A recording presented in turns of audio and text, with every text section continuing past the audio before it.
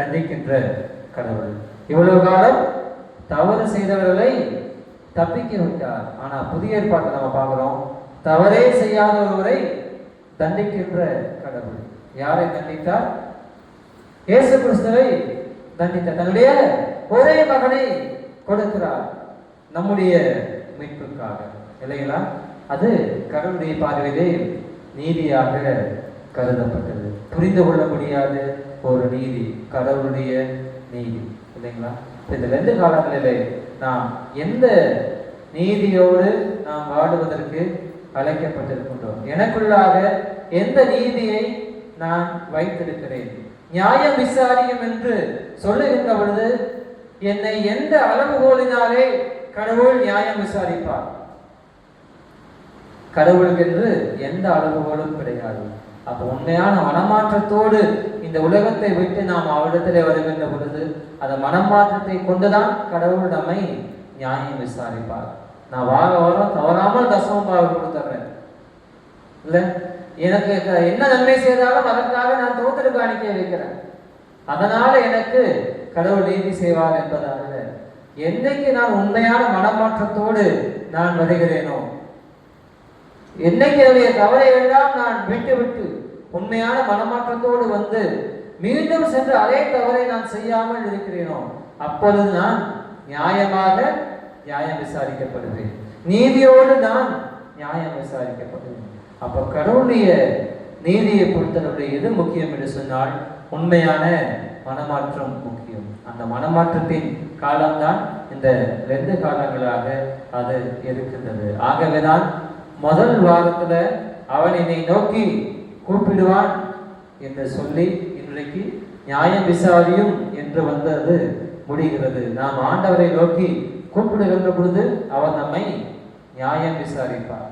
அதுதான் அந்த முதல் வாரத்திற்கும் இந்த கடைசி வாரத்திற்கும் உண்டான தொடர்பு. ஒவ்வொரு வாரத்திற்கும் ஒவ்வொரு தொடர்பு இருக்கின்றது. அடுத்த வாரம் குருத்தோலை ஞாயிறை நாம் அனுசரிக்கிறோம். அது பாடுகளின் காலங்களாக, பாடுகளின் வாரமாக அது சென்றுவிடும். அந்த முதல் வாரத்திற்கும் இந்த கடைசி வாரத்திற்கும் உண்டான தொடர்பு என்னன்னா, அவன் என்னை நோக்கி கூப்பிடுவான், நான் அவனை நியாயம் விசாரித்து ஏற்றுக்கொள்வேன்.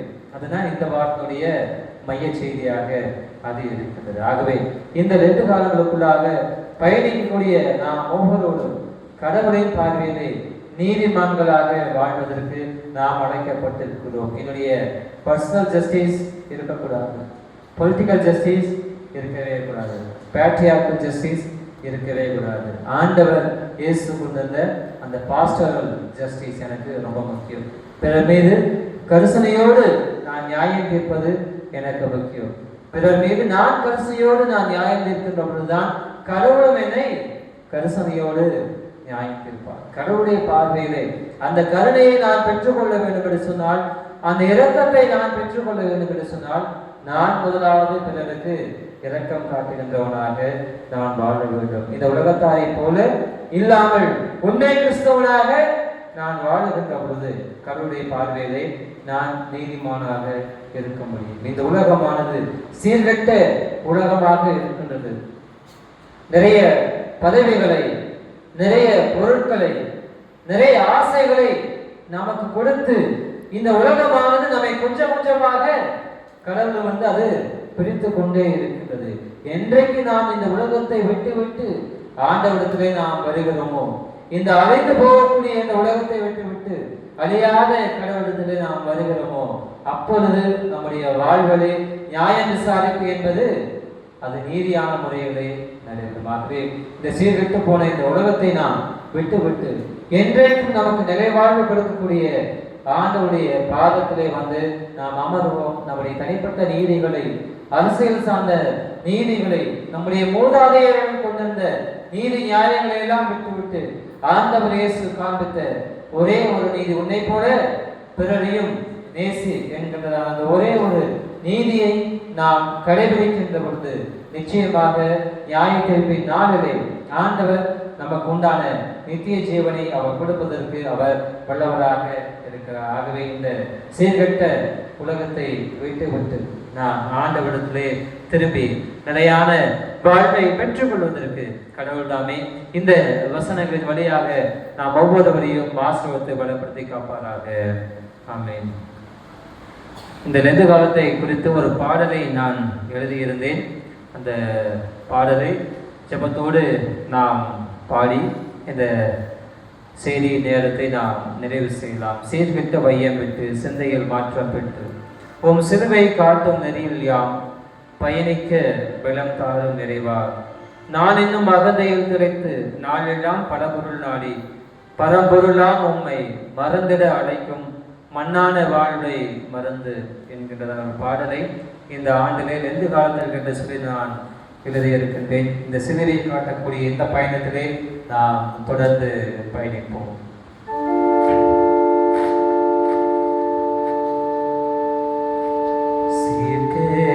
வையம் விட்டு சிந்தையில் மாற்றம் பெற்று உம் சிலுவை காட்டும் நெறியில் பயணிக்க பலம் தாரும் இறைவா. பயணிக்க பலம் தாரும் இறைவா. சீர்கேட்ட வையம் விட்டு சிந்தையில் மாற்றம் பெற்று உம் சிலுவை காட்டும் நெறியில் யாம் பயணிக்க பலம் தாரும் இறைவா. பயணிக்க பலம் தாரும் இறைவா. நான் இன்னும் அகந்தையில் திளைத்து நாளெல்லாம் பல பொருள் நாடி. நான் இன்னும் அகந்தையில் திளைத்து நாளெல்லாம் பல பொருள் நாடி பரம்பொருளாம் உம்மை மறந்திட அழைக்கும். பரம்பொருளாம் உம்மை மறந்திட அழைக்கும் மண்ணான வாழ்வை மறந்து.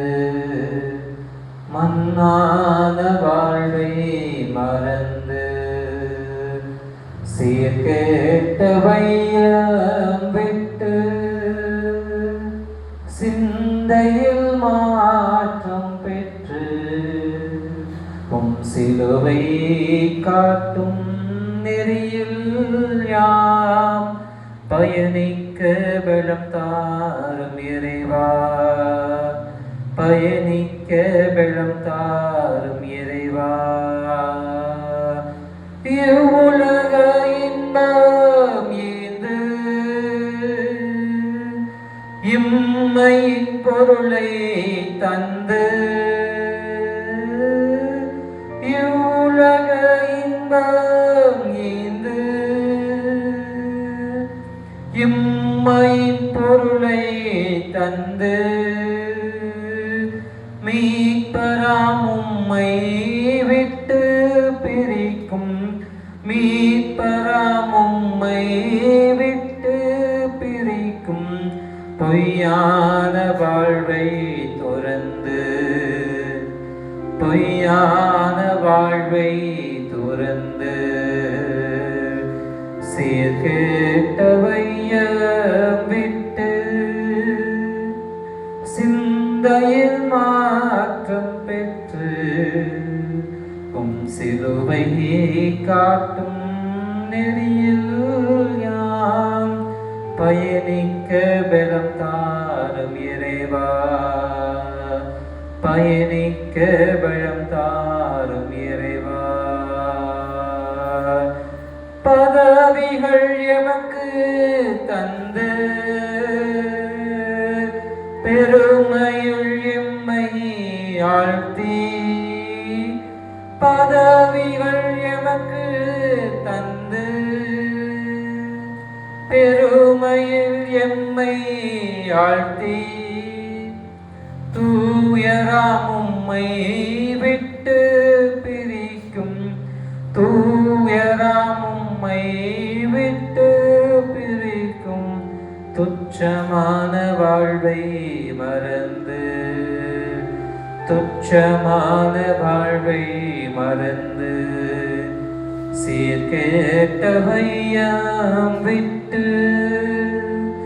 சிந்தையில் மாற்றம் பெற்று, சிலுவை காட்டும் நெறியில் யாம் பயணிக்க பலம் தாரும் இறைவா, பயணிக்க பலம் தாரும் இறைவா. பொன்னும் பொருளும் தந்து போட்டிகள் நாளும் வளர்த்து, பொன்னும் பொருளும் தந்து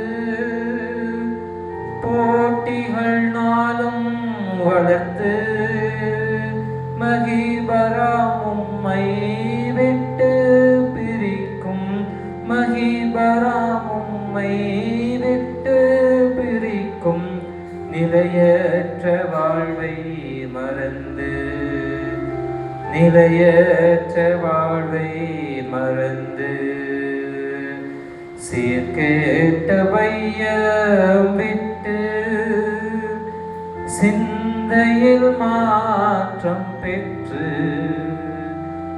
சிலுவை காட்டும் நெறியில் யாம் பயணிக்க பலம் தாரும் இறைவா, பயணிக்க பலம் தாரும் இறைவா. அன்பின் ஆண்டவரே, உம்முடைய சிலுவையை காட்டக்கூடிய பாதையிலே நாங்கள் தொடர்ந்து பயணிக்க, சீர்கட்டு பாழாய் போன இந்த உலகத்தை விட்டு உம்முடைய சிலுவையை மட்டுமே நாங்கள் பற்றி கொண்டு எங்களுடைய வாழ்வின் நிறைவு வரைக்கும் உம்மை நாங்கள் பின்பற்ற கடவுள் தாமே எங்களுக்கு வேண்டிய பலனை தந்தர வேண்டுமாய் எல்லாம் உள்ள மீட்பராகிய இயேசு கிறிஸ்து வழியாக ஜெபிக்கிறோம். எங்கள் ஜெபங்கள் நல்ல கடவுளே. நாம் என்னுடைய ஆண்டவராகிய இயேசு கிறிஸ்துவின் கிருபை, கடவுளின் அன்பு, பரிசுத்த ஆவியின் வளங்கள் என்றும் சதா காலங்களிலும் நம் அனைவரோடும் இருப்பதாக. ஆமென்.